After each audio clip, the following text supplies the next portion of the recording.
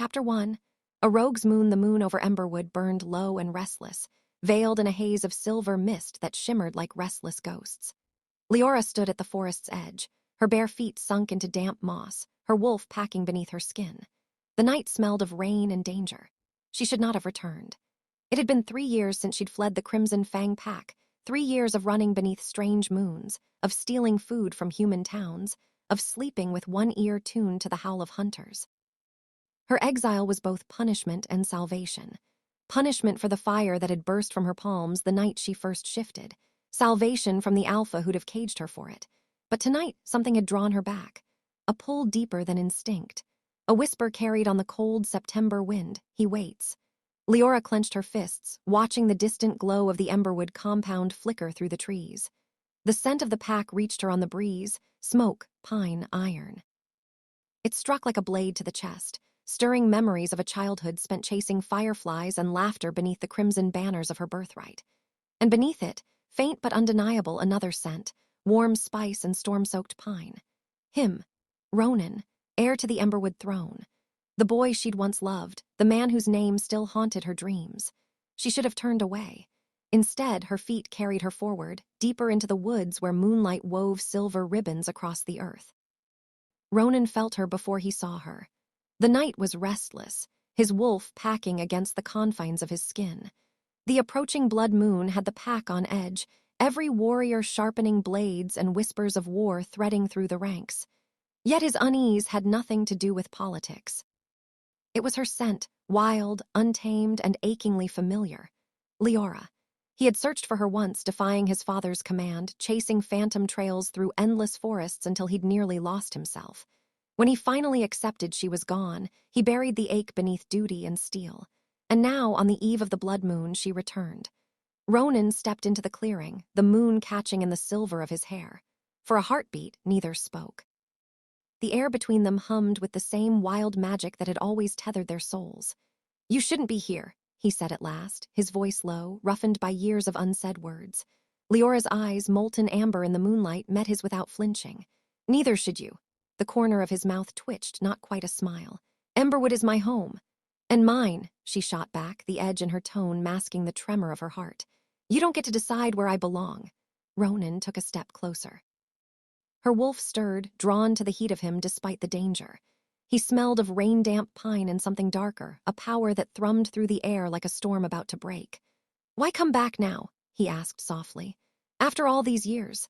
Leora swallowed the truth, that the same whisper that haunted her dreams had brought her to this clearing to him. Instead, she said, "Because the moon is bleeding, Ronan, and you know what that means."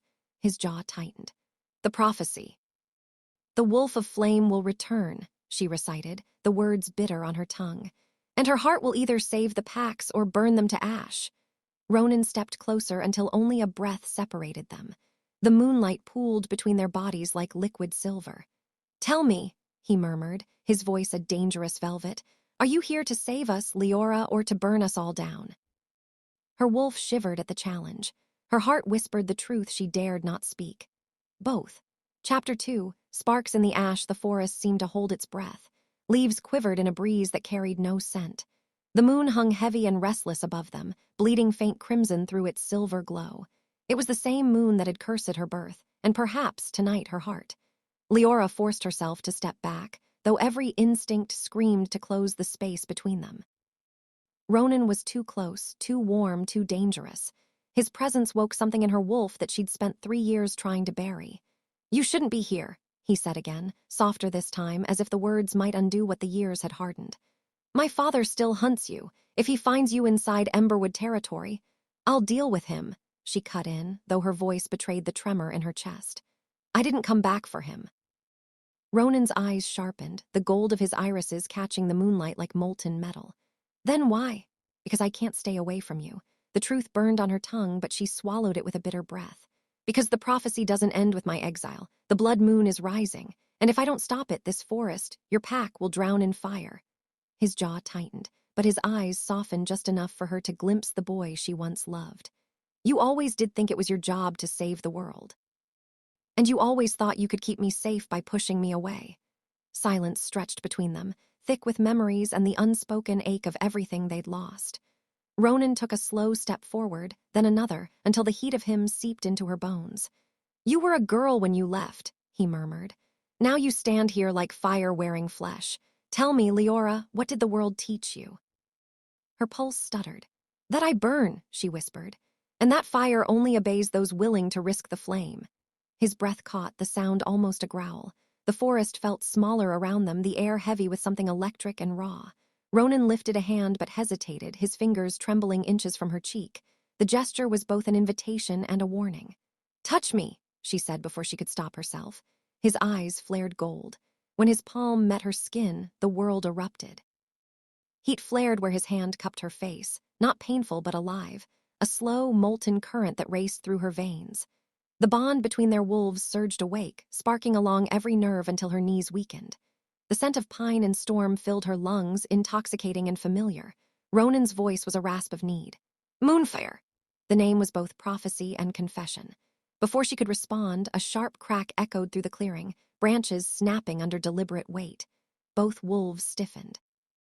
Ronan spun toward the sound, eyes flashing to full alpha gold. From the shadows emerged 3 warriors in the crimson armor of the Emberwood Guard. At their center strode a man as imposing as the forest itself, broad-shouldered, iron-eyed, the silver streak in his dark hair glinting beneath the moon. Alpha Kalan, Ronan's father. The air thickened with the scent of iron and dominance.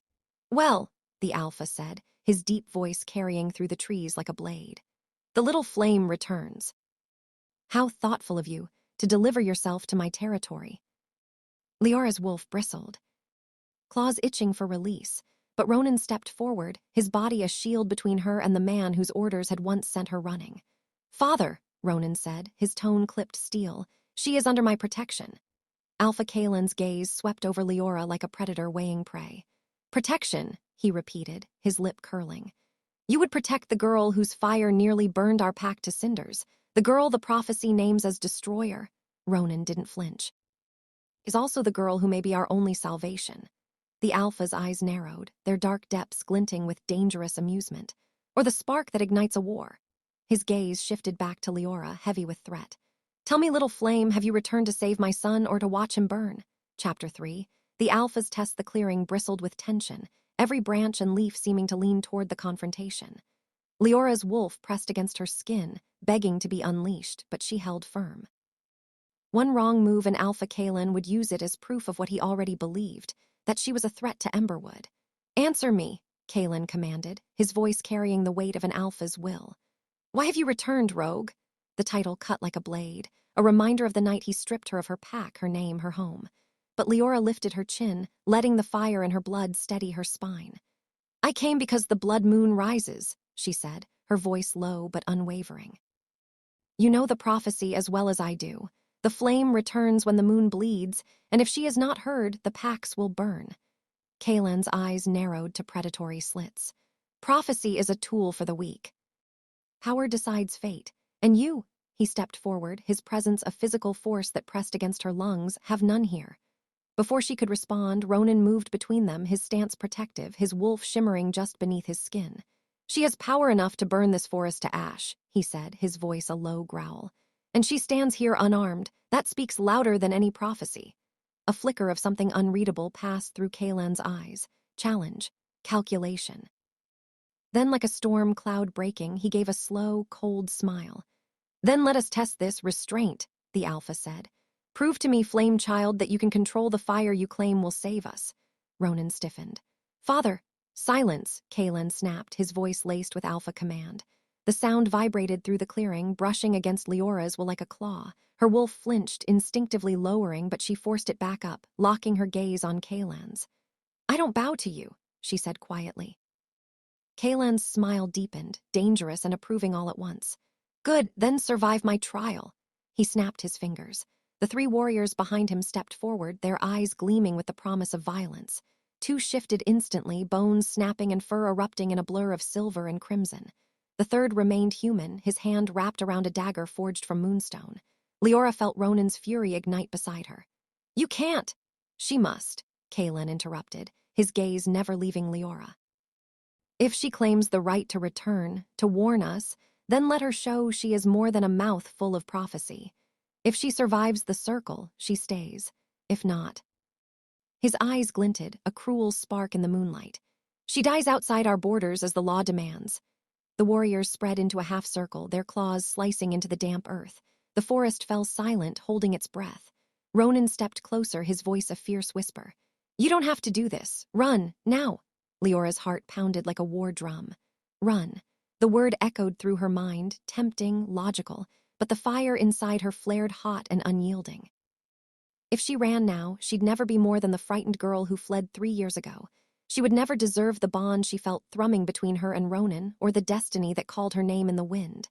No, she said, her voice like steel wrapped in flame. I fight. Ronan's eyes darkened with both terror and pride. Then I fight with you. No, she turned to him, her fingers brushing his arm in a fleeting, electric touch. This is my trial. Their eyes locked, hers burning, his wild and torn.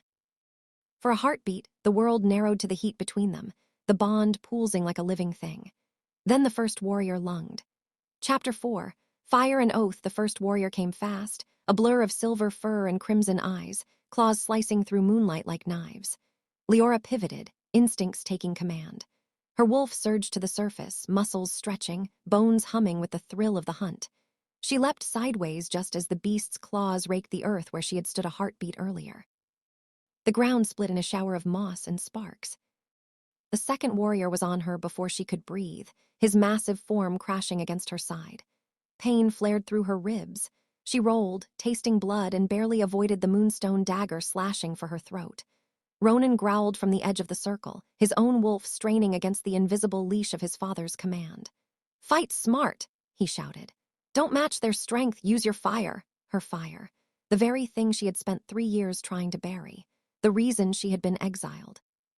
The gift or curse that had once nearly destroyed the Emberwood pack. The warrior lunged again, teeth snapping inches from her face. Heat flared in her chest, bright and wild. Her vision sharpened until she could see each strand of fur, each droplet of moonlit dew. The fire called to her, eager, alive. No, she whispered to herself. Not yet. Instead, she dropped low, sweeping her leg in a sharp arc. The wolf's massive body toppled sideways with a yelp. Before he could recover, she sprang upward, driving her elbow into the dagger-bearer's wrist. The blade clattered to the ground with a hiss. A roar tore through the clearing, Ronan's fury raw and unrestrained. The third warrior lunged from behind. This time Leora was too slow. Claws ripped across her shoulder, burning like molten silver. She stumbled forward, blood soaking her sleeve. Her wolf howled in pain and rage. The fire inside her erupted. Flames licked across her skin, curling like ribbons of molten gold. The air shimmered with heat, carrying the sharp scent of burning pine. The warriors froze mid-charge, their eyes wide as the fire flared higher, not devouring but dancing, alive yet strangely controlled. Leora rose to her feet, flames spiraling around her like a living crown. Her voice carried with it the crack of thunder. I am not your prey. The warrior holding the dagger snarled and lunged anyway, moonstone blade raised high. Leora swept her arm in a wide arc. A wall of fire burst from the ground, searing the blade into molten shards. The warrior skidded back, yelping in shock. The clearing fell silent except for the crackle of flame. The other wolves lowered their heads, not in fear but in something deeper, recognition. Even the night seemed to bow. Alpha Kalen stepped forward, his face unreadable in the flickering glow. The moon bled crimson behind him, staining the world in shades of prophecy. You have power, he said, his voice low, dangerous. More than even the stories claimed. Leora met his gaze, her fire flaring but not consuming. I have control. Kalen studied her for a long, charged moment. Then, to the astonishment of every warrior present, he inclined his head, just barely. You may stay. The flames dimmed at her command, curling back into her skin until only the faint shimmer of heat remained. The warriors retreated, their eyes a mixture of awe and wariness. Ronan was at her side in an instant, his hands catching her shoulders. The warmth of his touch cut through the fatting fire. You're bleeding, he said, his voice rough with worry. It's nothing, she murmured, though the gash burned like molten silver. What matters is he allowed me to stay. Ronan's gaze softened, but a shadow lingered in his golden eyes. My father never gives without reason. His approval is not a gift, it's a bargain. What kind of bargain? Before he could answer, Kalen's voice rolled across the clearing. The blood moon rises in 2 nights. If the prophecy speaks true, her fire will decide the fate of every pack. She will stand beside my son in the circle of alphas. The words struck like a lightning bolt. Leora turned to Ronan, her heart pounding. Beside you, she whispered. Ronan's jaw tightened. It's a binding oath. If you stand with me, you are no longer rogue. You will be claimed as my mate. The world tilted. The fire in her veins roared in response, equal parts fear and aching desire. Ronan searched her eyes, his voice barely more than a growl. Say the word, Leora, and I will defy him. But if you stand with me, you accept more than the prophecy, you accept us. The moon bled deeper, casting their faces in a glow of crimson fire. Her wolf surged forward, heart pounding with a truth older than any prophecy. She wanted him. She always had. Chapter 5. Blood Moon Oath. The blood moon rose like a wound in the sky. Its crimson glow spilled across the ancient stone circle where the alphas of every pack had gathered, their wolves prowling at the edges like restless shadows. Torches blazed around the clearing, their flames pale against the eerie, pulsing red of the moon. Leora stood at the center beside Ronan, her shoulder still bandaged from the trial. The night air was heavy with tension, sweat, smoke, and the wild thrum of magic. Every eye followed her, some with fear, some with hatred, others with desperate hope. She felt the weight of 1,000 unspoken prayers pressing against her skin. The circle of alphas was carved from black granite, each stone etched with the sigil of a pack. Tonight, those sigils shimmered faintly with power. The blood moon fed every hidden hunger in the wolves gathered here, sharpening claws and hearts alike. Alpha Kalen stood before the crowd, his presence a storm contained. My son stands ready to claim his rightful place, he declared, his voice carrying like thunder. And with him the flame returns. The prophecy warns of fire, destruction, or salvation. Tonight we decide which path the Moonfire will burn. A low murmur rippled through the assembly. Eyes flicked toward Leora, measuring, judging. Some alphas looked ready to leap for her throat. Others stared with something far more dangerous, expectation. Kalen turned to her. Leora of the Crimson Fang, he intoned. You stand accused of wielding a power that could destroy us all, yet the blood moon marks you as chosen. Do you swear to bind your flame to the circle, to protect the packs with your life, to burn only for unity? The words were a cage wrapped in velvet. To accept would mean surrendering her fire to their laws, their politics, their fears. To refuse meant war. Her heart pounded. Her wolf prowled within her, restless and wild. Then she felt it, Ronan's hand, steady and warm, sliding into hers. His golden eyes met hers, blazing with a promise she could feel in her bones. You don't have to bow to them, he whispered, his voice rough but sure. You only have to choose us. The crowd shifted, sensing the heat between them. Gasps echoed through the stone circle. Leora turned her gaze to the moon, its crimson light bathing her in fire. The prophecy burned through her mind. The wolf of flame will return, and her heart will either save the packs or burn them to ash. Her heart answered. I will not bind my fire to your fear, she said, her voice ringing across the stones like a blade drawn from its sheath. But I will fight for unity, not because you command it, but because I choose it. Her fire flared to life, spiraling around her like a living aurora. The torches dimmed against its glow. Gasps turned to awed silence. Then she turned to Ronan. Before the entire circle, before every alpha and every trembling warrior, she spoke the words that sealed more than a prophecy. I choose you. The bond between their wolves ignited, an ancient, primal magic older than moon or flame. Heat surged through her veins as their souls braided together, a pulse of light so bright it made the crimson moon seem pale. The air shuddered with the sound of destiny reshaping itself. The alphas fell to their knees, not in submission to power, but to inevitability. Kalan's eyes blazed with fury and reluctant respect. The circle accepts, he said at last, his voice rough with the effort of restraint. The flame stands with the air, so be it. The blood moon reached its zenith. Its crimson glow washed over the pair standing hand in hand, fire and storm bound by choice, not prophecy. For the first time in years, Leora felt whole. Not a rogue, not a weapon, not a girl running from her own fire, a mate, an alpha, a heart that burned not to destroy but to love. Ronan leaned close, his breath warm against her ear despite the winter wind. You saved us, he whispered. Leora smiled, her fire painting the night in shimmering gold. No, she murmured. We saved us. Above them, the blood moon flared once, not bleeding now, but blazing. And when it finally sank beyond the horizon, it left behind a sky washed clean with silver light, and a love powerful enough to burn the world bright.